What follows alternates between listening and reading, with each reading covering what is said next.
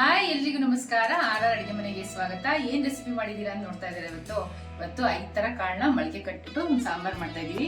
ಈ ತರ ಬೇಸಿಗೆಲಿ ಈ ತರ ಸೊಪ್ಪು ಮತ್ತೆ ಈ ತರ ಕಾಳುಗಳು ತಿನ್ನೋದ್ರಿಂದ ದೇಹಕ್ಕೆ ತುಂಬಾ ಒಳ್ಳೇದು. ಬನ್ನಿ ಹೇಗ್ ಮಾಡೋದು ಅಂತ ಮುಂದೆ ವಿಡಿಯೋದಲ್ಲಿ ನೋಡೋಣ. ಈ ವಿಡಿಯೋ ಇಷ್ಟ ಆದ್ರೆ ನಿಮ್ಮ ಫ್ಯಾಮಿಲಿ ಫ್ರೆಂಡ್ಸ್ಗೆ ಶೇರ್ ಮಾಡಿ. ನಮ್ಮ ಚಾನೆಲ್ನ ಸಬ್ಸ್ಕ್ರೈಬ್ ಮಾಡೋದು ಮರಿಬೇಡಿ. ಮೊದಲಿಗೆ ಒಂದು ಒಗ್ಗರಣೆ ಹಾಕೊಂಡ್ಬಿಡೋಣ.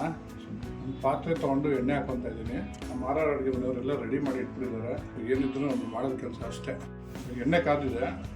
ಒಂದು ಅರ್ಧ ಟೇಬಲ್ ಸ್ಪೂನಷ್ಟು ಸಾಸಿವೆ ಹಾಕೊತಾ ಇದ್ದೀನಿ. ಒಂದು ಅರ್ಧ ಟೇಬಲ್ ಸ್ಪೂನಷ್ಟು ಜೀರಿಗೆ, ಸ್ವಲ್ಪ ಕರ್ಬೇವಿನ ಸೊಪ್ಪು ಹಾಕೊತಾ ಇದ್ದೀನಿ. ಒಂದು ಅರ್ಧ ಈರುಳ್ಳಿ ಕಟ್ ಮಾಡಿ ಇಟ್ಕೊಂಡಿದ್ದೀನಿ.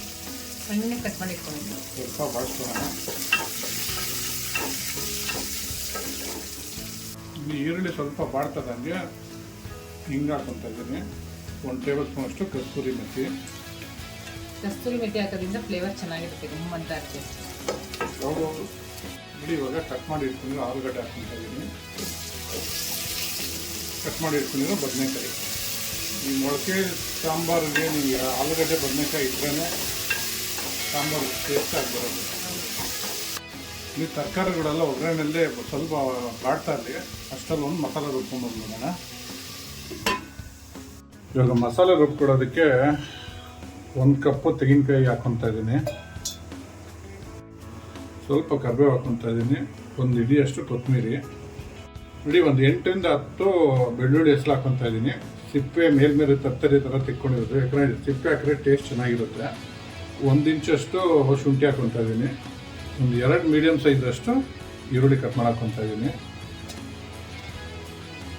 ಒಂದು 1/4 ಟೇಬಲ್ ಸ್ಪೂನಷ್ಟು ಜೀರಿಗೆ, ಒಂದು ಅರ್ಧ ಟೇಬಲ್ ಸ್ಪೂನಷ್ಟು ಗರಂ ಮಸಾಲ, ಒಂದು 3/4 ಟೇಬಲ್ ಸ್ಪೂನಷ್ಟು ಚಿಲ್ಲಿ ಪೌಡರು, ಧನಿಯಾ 1 ಟೇಬಲ್ ಸ್ಪೂನ್ ಹಾಕ್ಕೊತಾ ಇದ್ದೀನಿ ಪೌಡ್ರು, 1 ಚಿಟಿಕೆ ಅರಿಶಿನ, ಒಂದು 3 ರಿಂದ 4 ಟೇಬಲ್ ಸ್ಪೂನಷ್ಟು ಸಾಂಬಾರು ಪೌಡ್ರ್ ಹಾಕ್ಕೊತಾ ಇದ್ದೀನಿ. ಹೋಮ್ ಮೇಡಿದು. ನೀವು ಮನೇಲಿ ಯಾವ್ದು ಯೂಸ್ ಮಾಡ್ತೀರಾ ಅದು ಖಾರ ನೋಡ್ಕೊಂಡು ಹಾಕ್ಕೊಬೇಕಾಗತ್ತೆ. ನೀವು 4 ಟೇಬಲ್ ಸ್ಪೂನ್ ಹಾಕ್ಕೊಂಡಿದ್ದೀನಿ. 4 ರಿಂದ 5 ಮೀಡಿಯಮ್ ಸೈಜ್ ಟೊಮೊಟೊ ಬೇಯಿಸಿಕೊಂಡಿದ್ದಾರೆ ನಮ್ಮ ಆರ್ ಅಡುಗೆ ಮನೆಯವರು ಆಲ್ರೆಡಿ. ಅದನ್ನು ಹಾಕ್ಕೊತಾ ಇದ್ದೀನಿ. ನೋಡಿ, ಮೊಳಕೆ ಕಾಳನ್ನ ಆಲ್ರೆಡಿ ಬೇಯಿಸಿಕೊಂಡಿದ್ದೀವಿ. ಅದನ್ನು ಹಾಕ್ಕೊತಾ ಇದ್ದೀನಿ ರುಬ್ಬೋದಕ್ಕೆ. ಯಾಕಂದರೆ ಟೇಸ್ಟು ನಿಮಗೆ ತುಂಬ ಚೆನ್ನಾಗಿರುತ್ತೆ. ಅದಕ್ಕೋಸ್ಕರ ಇವಾಗ ಇದನ್ನು ರುಬ್ಕೊಂಡ್ಬಂದ್ಬಿಡೋಣ. ನೋಡಿ, ಈ ಥರ ನೈಸಾಗಿ ಇದನ್ನು ರುಬ್ಕೊಂಡಿದ್ದೀವಿ.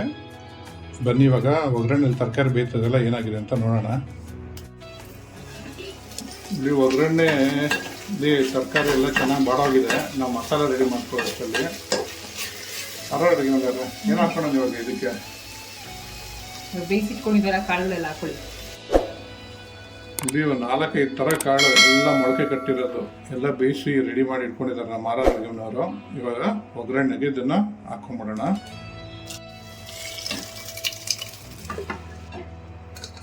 ಬಿಸಿಲು ಜೋರಾಗಿದೆಯಲ್ಲ, ಈ ಥರ ಕಾಳುಗಳೆಲ್ಲ ಮಾಡ್ಕೊಂತಿದ್ರೆ ಒಳ್ಳೆ ಶಕ್ತಿ ಬರುತ್ತೆ.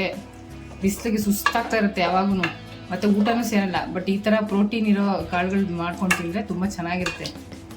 ಸೊಪ್ಪು, ಈ ಥರ ಮೊಳಕೆ ಕಾಳುಗಳು.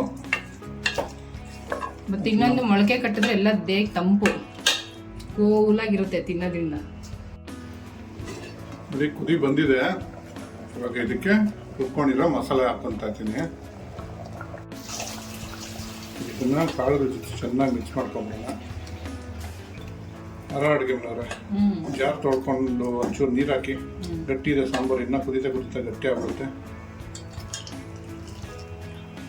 ನೀವು ಗಟ್ಟಿ ಎಷ್ಟು ಬೇಕೋ ಅಷ್ಟು ನೋಡಿಕೊಂಡು ನೀರು ಹಾಕ್ಕೊಬೋದು. ಇದು ಕುದ್ಮೇಲೆ ಇನ್ನೂ ಗಟ್ಟಿ ಆಗಿಬಿಡುತ್ತೆ. ಇವಾಗ ನಾವು ರುಬ್ಬಿ ಹಾಕಿದ್ದೀವಲ್ಲ, ಹಸಿ ಮಸಾಲೆ ವಾಸನೆ ಹೋಗೋವರೆಗೂ ಚೆನ್ನಾಗಿ ಕುದಿಬೇಕು. ಕುದ್ರೆ ನಮ್ಮ ಮೊಳಕೆ ಕಟ್ಟಿದ ಸಾಂಬಾರು ರೆಡಿಯಾಗಿ ಹೋಗುತ್ತೆ. ಆಮೇಲೆ ಅದಕ್ಕೊಂದು ಒಳ್ಳೆ ಒಗ್ಗರಣೆ ಹಾಕೋಣ.